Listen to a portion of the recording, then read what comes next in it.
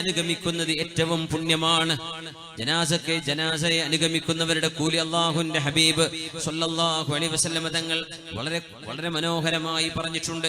കാന റസൂലുള്ളാഹി സ്വല്ലല്ലാഹു അലൈഹി വസല്ലം ഇദാ ദഫനൽ മയ്യിത്ത്, ഒരു മയ്യിത്തിനെ നബി തങ്ങൾ മറവ് ചെയ്താൽ വഖഫ അലാ ശഫീരിൽ ഖബർ, ആ ഖബറിന്റെ വക്കിൽ, ആ ഖബറിന്റെ തല്ലത്ത് അല്ലാഹുവിന്റെ ഹബീബ് നിൽക്കും സ്വല്ലല്ലാഹു അലൈഹി വസല്ലം. വഖാൽ, എന്നിട്ട് പറയും, ഇസ്തഗ്ഫിറുല്ലാഹ ലിഅഖീകും, നിങ്ങളുടെ കൂട്ടുകാരന് അല്ലാഹുവിനോട് പൊറുക്കല്ല ചോദിക്കണേ. വസ്അലൂ ലഹു തസ്ബീത് ഫഇന്നഹുൽ ആന യുസ്അലൂ, അവനെ തസ്ബീത്തിനെ ചോദിക്കണേ, അവൻ ചോദിക്കപ്പെടാൻ പോവുകയാണ്. മാലാഖമാർ അവനോട് ചോദിക്കാൻ പോകുന്നു. ആ ചോദ്യങ്ങൾക്ക് മറുപടി കൊടുക്കാൻ, ഒരു ഉറപ്പ് കിട്ടാൻ നിങ്ങൾ അവർക്ക് തസ്ബീത്തിനെ ചോദിക്കണേ എന്ന് റസൂലുള്ളാഹി സ്വല്ലല്ലാഹു അലൈഹി വസല്ലം. തസ്ബീത്ത് ചോദിക്കുന്നത് മരണപ്പെട്ടവർക്ക് വേണ്ടിയുള്ള ഒരു ദുആയാണ്. തൽഖീനും തസ്ബീത്തിന്റെയും മഅന ഒന്ന് തന്നെയല്ലേ? തൽഖീനിനെ സംബന്ധിച്ച് വന്ന ഒരു ഹദീസിന്റെ ഒരു ദുഅഫ് മാത്രം പറഞ്ഞിട്ട് അത് ബിദ്അത്താണെന്ന് പറയുന്നത് എത്ര തെറ്റാണെന്ന് വഴി നമുക്ക് ചർച്ച ചെയ്യാനുണ്ട്. റസൂലുള്ളാഹി സ്വല്ലല്ലാഹു അലൈഹി വസല്ലം തങ്ങൾ ഖബർസ്ഥാനിലേക്ക് വരുന്നവരോട് പഠിപ്പിച്ച ഒരു ദുആയുണ്ട്. അസ്സലാമു അലൈക്കും അഹ്ലദ്ദിയാരി മിനൽ മുഅ്മിനീന വൽ മുസ്ലിമീൻ, മുസ്ലിമീങ്ങളുടെ വീട്, വിശ്വാസിനികളുടെ ഭവനമേ, അല്ലാഹുവിന്റെ സഹായം നിങ്ങൾക്കുണ്ടാവട്ടെ. അങ്ങനെയാണ് ദുആ ഇരക്കേണ്ടത്. യർഹമുല്ലാഹുൽ മുസ്തഖ്ദിമീന മിന്നാ വൽ മുസ്തഅഖിരീൻ വഇന്നാ ഇൻഷാ അല്ലാഹു ബികും ലാഹിഖൂൻ. നമ്മുടെ മുമ്പ് കഴിഞ്ഞു പോയവർ, ഇനി വരാൻ പോകുന്ന, മരണപ്പെടാൻ പോകുന്നവർ എല്ലാവർക്കും അല്ലാഹു റഹ്മത്ത് ചെയ്യട്ടെ. അല്ലാഹു ഉദ്ദേശിക്കുമ്പോ ഞങ്ങളും നിങ്ങളോടുകൂടെ വന്നു ചേരേണ്ടവരാണ് എന്ന് ഹബീബുനാ റസൂലുള്ളാഹി തങ്ങൾ ദുആ ചെയ്യാൻ വേണ്ടി പറഞ്ഞു. നിങ്ങൾ സലാം പറയണം. അവര് കേൾക്കുന്നവരാണ്, കേൾക്കാത്തവരോട് എന്ത് സലാം? മണ്ണ് പോലെ കിടക്കുകയാണ്, കല്ലാണെങ്കിൽ അവരോട്, ജീവനുള്ളവരോട് പറയുന്ന അഭിസംബോധന. മരിച്ചു കിടക്കുന്ന ആളുകൾ കേൾക്കുന്നില്ലെങ്കിൽ അവിടെ സലാം വേണ്ടി പറയാൻ വേണ്ടി പറയോ? ശറഅ മിനിമം ഏത് കൊച്ചു കുഞ്ഞിനും അറിയുന്നൊരു വസ്തുതയാണത്. ശറഅ അസ്സലാമു അലൈക്കും അഹ്ലദ്ദിയാർ, വീട്ടുകാരോട് സലാം. ഇതൊരു വീടാണ്, അവിടെ നടക്കുന്ന ലോകം നമുക്കറിയില്ലെന്നേ ഉള്ളൂ. ഈ വിഷയം നമ്മൾ കൊമ്പോൽ കഴിഞ്ഞ മാസം അങ്ങനെ ചർച്ച ചെയ്തൊരു വിഷയമാണ്. മരിച്ചുപോയ ആളുകൾ കേൾക്കുന്ന രീതികളും അവർ മറുപടി തരുന്ന അവസ്ഥകളും ഒക്കെ. ആ വിഷയമല്ല നമ്മുടെ ഇന്നത്തേത്. മരണപ്പെട്ടു പോയ ആളുകൾക്ക് നമുക്ക് എന്തൊക്കെ ചെയ്തു കൊടുക്കാൻ പറ്റും? ഒന്ന്, അവർക്ക് വേണ്ടി ഹജ്ജും ഉംറയും ചെയ്യാം. നമ്മുടെ സ്വന്തമായ ഫറളായ ഹജ്ജ് നമ്മൾ നിർവഹിച്ചു കഴിഞ്ഞാൽ, നമ്മുടെ ഫറളായ ഉംറ നിർവഹിച്ചു കഴിഞ്ഞാൽ, മരണപ്പെട്ടവർക്ക് വേണ്ടി നമുക്ക് ഹജ്ജ് ചെയ്യാം, അവരുടെ പേരിൽ ഉംറ ചെയ്യാം. അല്ലാഹുവിന്റെ ഹബീബ് തങ്ങൾ പഠിപ്പിക്കുകയാണ് സ്വല്ലല്ലാഹു അലൈഹി വസല്ലം. ഖസ്അം ഗോത്രക്കാരിയായ ഒരു പെണ്ണ്, ജാഅത് ഇംറഅത്തുൻ മിൻ ഖസ്അം മിനൻ നബി സ്വല്ലല്ലാഹു അലൈഹി വസല്ലം, ഹജ്ജത്തുൽ വിദാ നടക്കുമ്പോ ഹബീബായ നബി തങ്ങളുടെ അവസാനത്തെ ഹജ്ജിന്റെ സമയത്ത് ഖസ്അമി ഗോത്രക്കാരിയായ ഒരു പെണ്ണ് അല്ലാഹുവിന്റെ റസൂലിനോട് വന്ന് ചോദിക്കുന്നു, യാ റസൂലല്ലാഹ്, അല്ലാഹുവിന്റെ റസൂലേ, ഇന്ന ഫരീളത്തല്ലാഹി അലാ ഇബാദിഹി ഫിൽ ഹജ്ജ് അദ്റകത് അബീ ശൈഖൻ കബീറാ, നബിയേ, അല്ലാഹു നിർബന്ധമാക്കിയ ഹജ്ജ് എന്റെ വൃദ്ധനായ പിതാവിന് നിർബന്ധമാണ്. പക്ഷേ ലാ യസ്തതിഉ റുകൂബ അല റാഹില, എന്റെ പിതാവിന് വാഹനം കയറി യാത്ര ചെയ്യാൻ കഴിയില്ല നബിയേ. അഫാ ഹജ്ജു അൻഹു, എന്റെ പിതാവിന് പകരം, അത് ജീവിച്ചിരിക്കുമ്പോൾ തന്നെ ആ പിതാവിന് പകരം എനിക്ക് ഹജ്ജ് ചെയ്യാൻ പാടുണ്ടോ? ഖാല ഹുജ്ജി അൻഹു, നിങ്ങൾ ആ പെണ്ണിനോട്, മകളോട് പറഞ്ഞു, മോളെ, നിങ്ങളുടെ പിതാവിന് പകരമായി നിങ്ങൾ ഹജ്ജ് ചെയ്തേക്കുക എന്ന് റസൂലുള്ളാഹി സ്വല്ലല്ലാഹു അലൈഹി വസല്ലം തങ്ങൾ പറഞ്ഞു. ജീവിച്ചിരിക്കുന്ന ഒരാൾക്ക് അങ്ങോട്ട് എത്തിപ്പെടാൻ കഴിയില്ലെങ്കിൽ അവരുടെ സമ്മതത്തോടുകൂടെ അവർക്ക് വേണ്ടിയുള്ള ഹജ്ജ് ചെയ്യാൻ പറ്റും. ജീവിച്ചിരിക്കുന്ന ആൾക്ക് വേണ്ടി കർമ്മം ചെയ്തു, ഒരാൾ ചെയ്തത് മാത്രമേ കിട്ടുള്ളൂ. ഇനി പറയുന്ന സാധാരണ പറയാ, വഅലൈസ ലിൽ ഇൻസാനി ഇല്ലാ മാ സആ, ഒരു മനുഷ്യൻ അയാൾ ചെയ്തത് മാത്രമേ കിട്ടുള്ളൂ എന്ന് പറയുന്നവർ ഈ ഹദീസിന് എങ്ങനെ അർത്ഥം വെക്കുക? ആ മകള് ചെയ്തത് വാപ്പാക്ക് കിട്ടുന്നല്ലേ നബി തങ്ങൾ പറയുന്നത്? മകള് ചെയ്ത ഹജ്ജിന്റെ കൂലി ആർക്ക് കിട്ടും? മകൾക്ക് കിട്ടുന്ന പോലെ ആർക്ക് വേണ്ടി ചെയ്തുവോ ആ പിതാവിനും കിട്ടും. ഇത് സ്വഹീഹായ ഹദീസല്ലേ? ഹദീസുകൾ മനസ്സിലാക്കാതെ ഈ ആയത്തർത്ഥം വെക്കുന്ന അപകടം. പരിഭാഷ വായിച്ച് പാംഫ്ലെറ്റേറിയൻ നാടുകളിൽ, നഗരങ്ങളിലൊക്കെ ഖുത്ബ ഓതുന്നുണ്ട് ഇവരൊക്കെ. എന്തായിരിക്കും ആ ഖുത്ബയുടെ അവസ്ഥ? അല്ലാഹു അഅലം. എത്ര അപകടമാണ്! പച്ചയായ ഹദീസിന്റെയും ആയത്തിന്റെയും പച്ചയായ അർത്ഥം, ആശയം മനസ്സിലാക്കാതെ ആയിരക്കണക്കിന് ഹദീസുകൾ ഉണ്ട് അല്ലാഹുവിന്റെ റസൂലിന്. അതൊക്കെ ഇരുന്ന് കൊല്ലങ്ങളോളം ഗുരുനാഥന്മാരുടെ മുമ്പിൽ ഇരുന്ന് പട്ടിണിയും വിശപ്പും സഹിച്ച് കാലങ്ങളോളം ക്ഷമയോടുകൂടെ കിതാബ് ഓതി പഠിക്കുക എന്ന് പറയില്ലേ, ഇവര് വിചാരിക്കും ഇതൊക്കെ നിസ്സാരമാണ്. അതൊക്കെ ഒരു ബുഖാരിയുടെ പരിഭാഷ വായിച്ചാൽ കിട്ടൂലേ? കിട്ടില്ല, മുഅ്മിനെ കിട്ടില്ല. ദീനിന്റെ മസാല പറയരുത് ദയവ് ചെയ്ത് ഇത്തരക്കാരായ ആളുകൾ. ആലിമീങ്ങൾ എന്തു പറഞ്ഞു എന്ന് അവരുടെ കിതാബുകൾ പരിശോധിക്കണം. എന്ത് വിഷയം പറഞ്ഞാലും മരണപ്പെട്ടവർക്ക് വേണ്ടി ഒരു നന്മ ചെയ്താൽ കൊടുക്കാൻ പറ്റൂ, അവനവൻ ചെയ്തതല്ലാതെ കിട്ടൂലല്ലോ. അപ്പൊ അല്ലാഹുവിന്റെ റസൂൽ പറയുന്നതോ ഈ ഹദീസ് നിങ്ങൾ കണ്ടോ? ഇമാം ബൈഹഖി റഹ്മത്തുള്ളാഹി അലൈഹി അവരുടെ സുനനിൽ കൊണ്ടുവന്നത്, ഇമാം അബൂ ദാവൂദ് ത്വയാലിസി അവരുടെ മുസ്നദിൽ, ഇമാം ദാരിമി അവരുടെ സുനനിൽ, ഇമാം മുസ്നദിൽ അഹ്മദ് എന്നവരുടെ മുസ്നദിൽ, അത് മാത്രമല്ല സ്വഹീഹൈൻ ഇമാം ബുഖാരി മുസ്ലിമും അടക്കം കൊണ്ടുവന്ന ഹദീസാണിത്. അല്ലാഹുവിന്റെ ഹബീബിന്റെ മുമ്പിൽ മറ്റൊരാൾ വരുന്നു. അന്ന റജുലൻ, അല്ലാഹുവിന്റെ റസൂലിന്റെ അടുത്ത് ഒരാൾ വന്ന് ഹബീബിനോട് പറയുന്നു, യാ റസൂലല്ലാഹ്, അല്ലാഹുവിന്റെ റസൂലേ, ഇന്ന ഉഖ്തി നദറത് അൻ തഹജ്ജ, എന്റെ പെങ്ങൾ ഹജ്ജ് ചെയ്യാൻ നേർച്ചയാക്കിയിരുന്നു നബിയേ, വ ഇന്നഹാ മാതത് ഖബ്ല അൻ തഹജ്ജ, നബിയേ അഫഹജ്ജു അൻഹാ, എന്റെ പെങ്ങൾക്ക് പകരമായി എനിക്ക് ആ ഹജ്ജ് ചെയ്യാൻ പറ്റുമോ? പെങ്ങള് ഹജ്ജ് ചെയ്യാൻ നേർച്ചയാക്കിയിരുന്നു, പെങ്ങള് മരിച്ചുപോയി, ആ പെങ്ങൾക്ക് പകരം എനിക്ക് ഹജ്ജ് ചെയ്യാൻ പറ്റുമോ? ഹബീബായ നബി തങ്ങൾ ചോദിച്ച ചോദ്യം, അറഅയ്ത ലൗ കാന അലാ ഉഖ്തിക ദൈനുൻ അകുൻത ഖാദിഹി, നിങ്ങളുടെ പെങ്ങൾക്കൊരു കടമുണ്ടെങ്കിൽ ആ കടം നിങ്ങൾ വീട്ടുമോ? തങ്ങൾ ചോദിച്ചു, ആ പെങ്ങൾക്ക് കടമുണ്ടെങ്കിൽ നിങ്ങൾ അത് വീട്ടുമോ? ഖാല നഅം, തീർച്ചയായും നബിയെ ഞാനത് വീട്ടും. ഹബീബായ തങ്ങൾ മറുപടി കൊടുത്തു സല്ലല്ലാഹു അലൈഹി വസല്ലം, ഫദൈനുല്ലാഹി അഹഖു ബിൽ ഖലാ, അങ്ങനെയാണെങ്കിൽ അല്ലാഹുവിന്റെ കടമാണ് ഏറ്റവും ആദ്യം വീട്ടേണ്ടത്. ആ പെങ്ങൾക്ക് പകരം നിങ്ങൾ ഹജ്ജ് ചെയ്യണം, ആ പെങ്ങൾക്ക് അതിന്റെ കൂലി കിട്ടും, അവരുടെ കടം വീടുകയും ചെയ്യും. ഒരു മനുഷ്യൻ ചെയ്തതേ കിട്ടൂ എങ്കിൽ ഈ പറഞ്ഞ ഹദീസിന്റെ അർത്ഥം എന്താണ്? എന്താണ് ഈ പറഞ്ഞതിന്റെ അർത്ഥം? ഈ ഹദീസ് എവിടെയുണ്ട് എന്ന ചോദ്യം സ്വഹീഹുൽ ബുഖാരി, ഇമാം ബുഖാരി തങ്ങളുടെ സ്വഹീഹിലുണ്ടല്ലോ, അതിനപ്പുറം പറയണ്ടല്ലോ. ഇമാം അഹ്മദ് എന്നവരുടെ മുസ്നദിലുണ്ട്, തബറാനിയുടെ മുഅ്ജമുൽ കബീറിലുണ്ട്, ഇമാം ബൈഹഖിയുടെ സുനനുൽ കുബ്രയിലുണ്ട്, ഇമാം ദാരിമിയുടെ സുനനിലുണ്ട്, അബൂ ദാവൂദ് ത്വയാലിസിയുടെ മുസ്നദിലുണ്ട്, ഇമാമുൽ മുൻതഖ ഇബ്നുൽ ജാറൂദ് ഇമാം ഇബ്നുൽ ജാറൂദ് തങ്ങൾ ഇവരൊക്കെ ഉദ്ധരിച്ച ഹദീസ്, സ്വഹീഹായ ഹദീസ്. ബുഖാരി ഇമാം ഉണ്ടെന്ന് പറഞ്ഞാൽ മതിയല്ലോ, ധാരാളം. അള്ളാഹുവിന്റെ കടം അതാണ് ഏറ്റവും വലുത്. സാമ്പത്തിക കടം നിങ്ങൾ വീട്ടിലെ മരിച്ചുപോയ മയ്യിത്തിന് പകരം, അതുപോലെ അള്ളാഹുവിന്റെ കടങ്ങളും നിങ്ങൾ വീട്ടേണ്ടവരാണ്. ഇങ്ങനെയൊക്കെയുള്ള ഹദീസിന്റെ വെളിച്ചത്തിലാണ് ഒരു മനുഷ്യൻ അയാൾ ചെയ്തതല്ലാതെ കിട്ടില്ല എന്ന് പറയുന്ന ഹദീസുകളൊക്കെ ഈ ഹദീസുകൾ കൂടി മനസ്സിലാക്കിയിട്ടേ വ്യാഖ്യാനിക്കാൻ പാടുള്ളൂ. ജുഹൈന കുടുംബത്തിൽപ്പെട്ട ഒരു പെണ്ണ് ഹബീബായ നബിയോട് വന്ന് ചോദിക്കുകയാണ്, റസൂലുള്ളാഹി തങ്ങളോട് സ്വല്ലല്ലാഹു അലൈഹി വസല്ലം, നബിയേ, എന്റെ പിതാവിന് ഹജ്ജ് നിർബന്ധമായിരുന്നു, ആ പിതാവിന് ഹജ്ജ് ചെയ്യാൻ കഴിയില്ല, ഞാൻ ഹജ്ജ് ചെയ്യട്ടെയോ? നേരത്തെ ഖസഅം ഗോത്രക്കാരിയായ പെണ്ണ് ചോദിച്ച പോലെ ജുഹൈന ഗോത്രക്കാരിയായ ഒരു പെണ്ണ് ചോദിച്ചു. സ്വഹീഹായ ഹദീസാണല്ലോ ഇത്. ഹുജ്ജി അൻ നബീകി, നിങ്ങളുടെ പിതാവിന് പകരം നിങ്ങൾ ഹജ്ജ് ചെയ്തോളൂ എന്ന് റസൂലുള്ളാഹി സ്വല്ലല്ലാഹു അലൈഹി വസല്ലം. അല്ലാഹുവിന്റെ റസൂൽ സ്വല്ലല്ലാഹു അലൈഹി വസല്ലം പഠിപ്പിക്കുകയാണ്, മുഅ്മിനീങ്ങൾ പരസ്പരം ഉപകാരം ചെയ്യണം. അത് ജീവിച്ചിരിക്കുമ്പോൾ മാത്രമല്ല, മരിച്ചു കഴിഞ്ഞാലും ഉപകാരം ചെയ്യാൻ പറ്റും. അല്ലാഹു കേൾക്കുന്നവനല്ലേ. അല്ലാഹു തആല മുഅ്മിനീങ്ങൾക്ക് ചെയ്യുന്ന ഉപകാരങ്ങളെ അല്ലാഹു എങ്ങനെയാണ് തട്ടിക്കളയുന്നത്, എങ്ങനെയാണ് അല്ലാഹു സ്വീകരിക്കാതിരിക്കുക?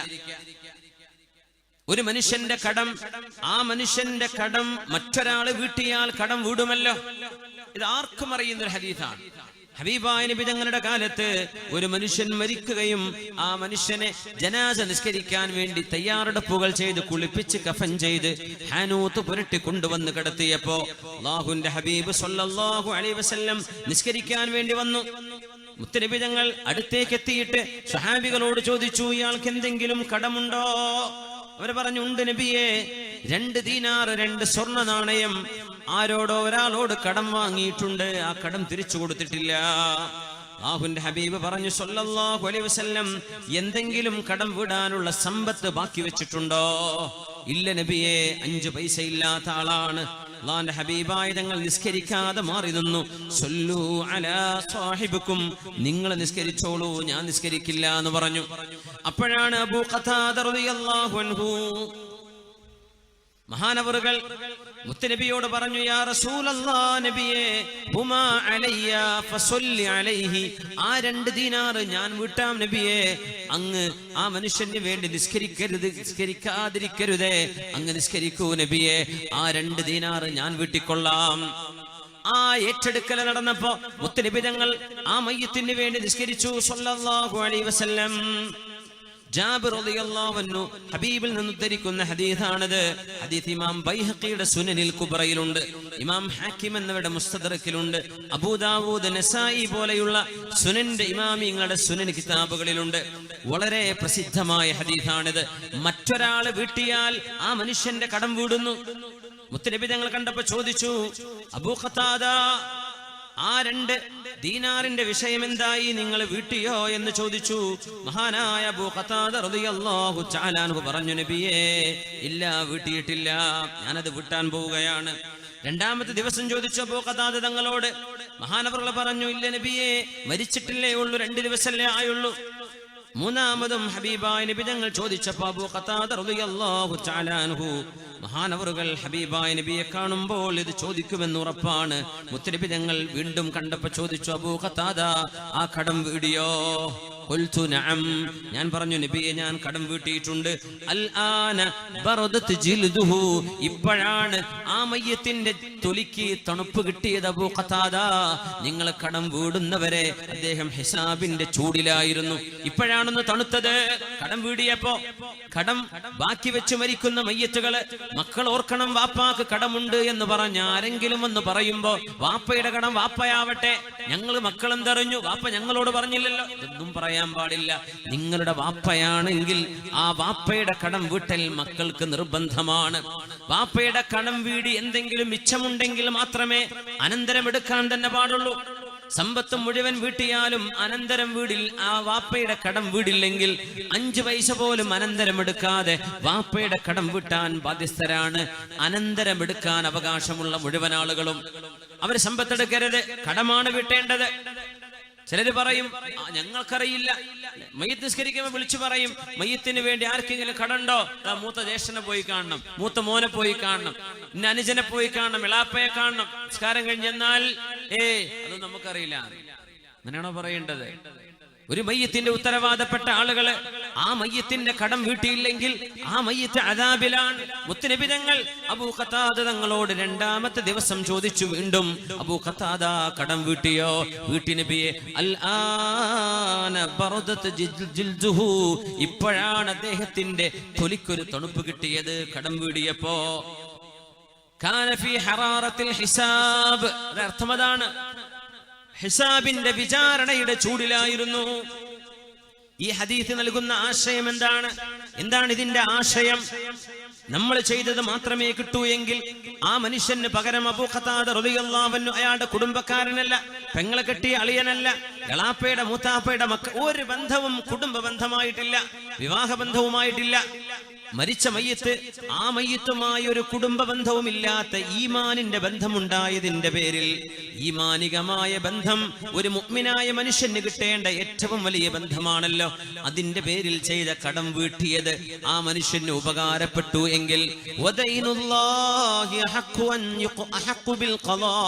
അല്ലാഹുമായുള്ള കടബാധ്യതകളും മുഅ്മിനീങ്ങൾ അവർക്ക് പകരം ചെയ്താൽ അത് വീടും എന്ന് ഹബീബുനാ റസൂലുള്ളാഹി സ്വല്ലല്ലാഹു അലൈഹി വസല്ലം തങ്ങളുടെ ഈ ഹദീസുകളിൽ നിന്ന് മനസ്സിലാക്കാൻ കഴിയും.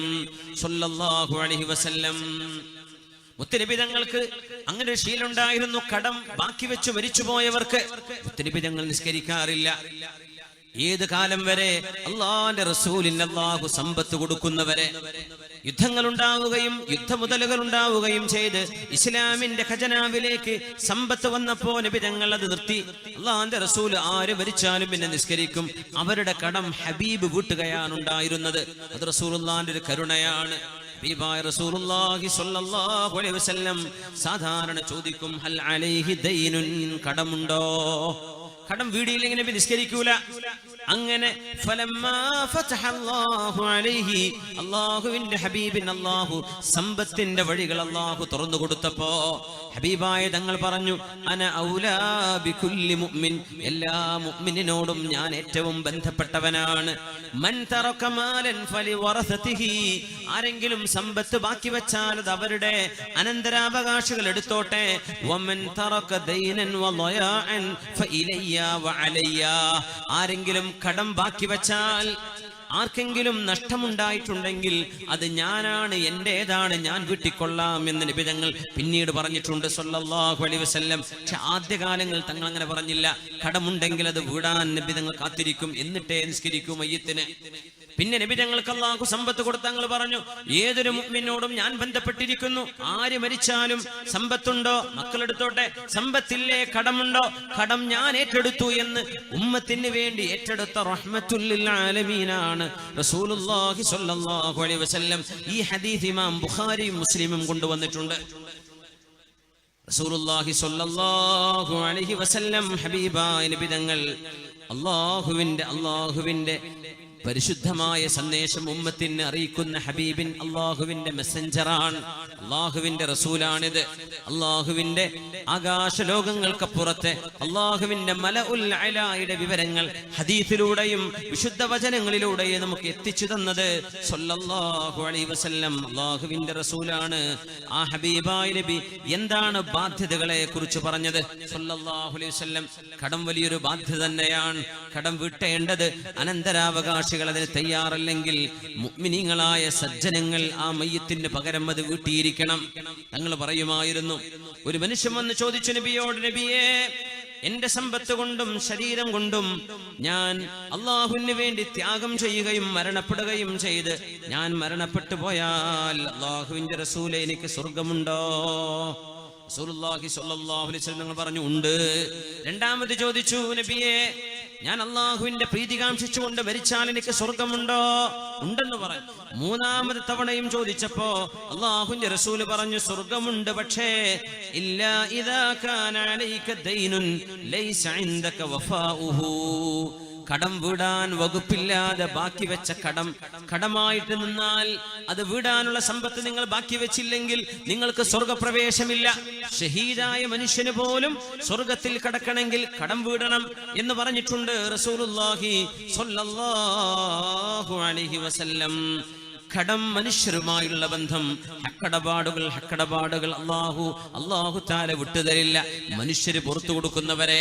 എന്നാൽ അല്ലാഹു മനുഷ്യരും തമ്മിലുള്ള നിസ്കാരം, നോമ്പ്, സക്കാത്ത്, ഹജ്ജ്, ഉംറ പോലെയുള്ള വിഷയങ്ങള് അല്ലാഹു തആല വേണമെങ്കിൽ മാപ്പ് ചെയ്തു കൊടുക്കാം. അല്ലാഹു ഗഫൂറാണ്, റഹീമാണ്. കടം മനുഷ്യരുമായുള്ളത് അത് അവര് വീട്ടിയേ പറ്റൂ. ഇതാണ് ശർഇന്റെ നിയമം. അല്ലാഹുവിന്റെ റസൂൽ അങ്ങനെയാണ് പഠിപ്പിച്ചത് സ്വല്ലല്ലാഹു അലൈഹി വസല്ലം. ഹബീബനാ റസൂലുള്ളാഹി തങ്ങൾ മരിച്ച മയ്യിത്തിന് പുണ്യകർമ്മങ്ങൾ ചെയ്യാൻ പറഞ്ഞു. അതിലാദ്യമായി നമ്മൾ പറഞ്ഞത് ഇസ്തിഗ്ഫാർ ചെയ്യുക, ദുആ ചെയ്യുക. രണ്ടാമത്തേത് അവർക്ക് വേണ്ടി ഹജ്ജ് ചെയ്യാം, ഉംറ ചെയ്യാം, അവർക്ക് വേണ്ടി സൽക്കർമ്മങ്ങളൊക്കെ ചെയ്യാം.